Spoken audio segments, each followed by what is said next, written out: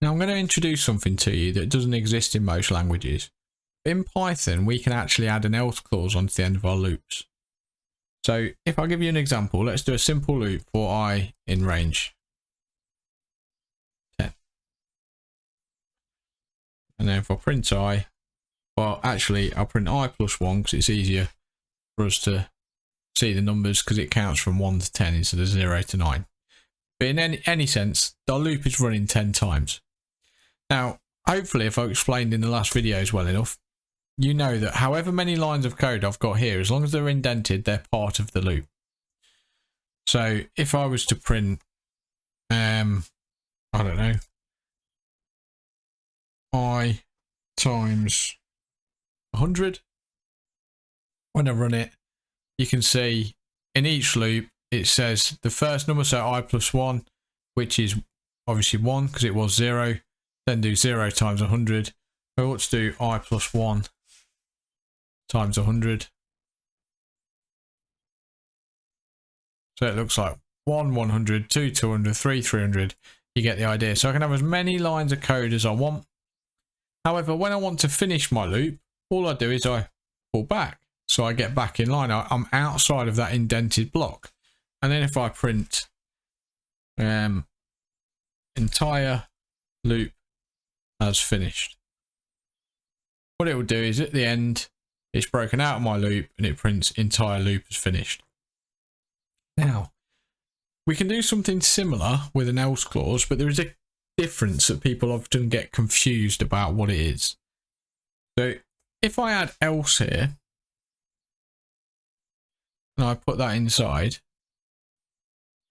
when I run it, it looks no different. All right, I've got rid of the times 100 bit, but it's printing the numbers 1 to 10, and then it says entire loop is finished. The difference between having this in an else clause or just pull back is this will only run if the entire loop is finished.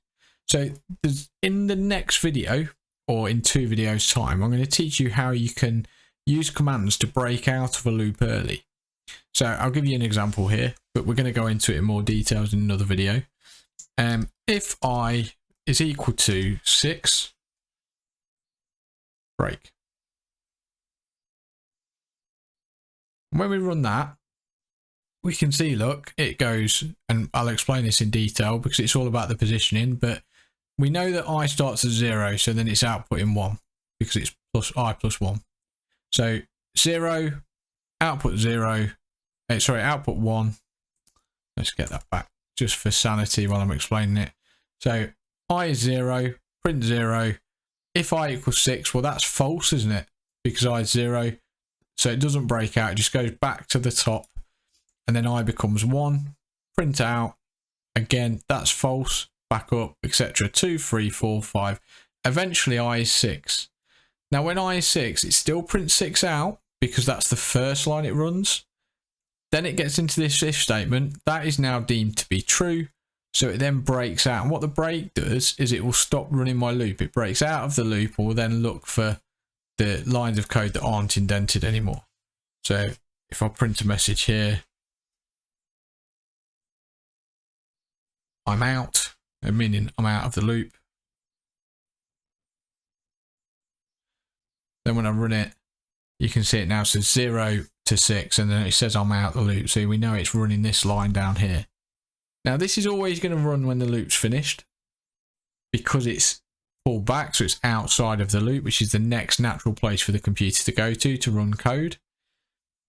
So then it's a case of how do we get this loop to run, or this print statement to run?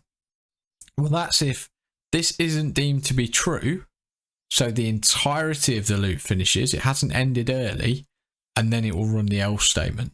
So if, for example, I said if I is 55, that's never going to be true because I'm only looping through to 10.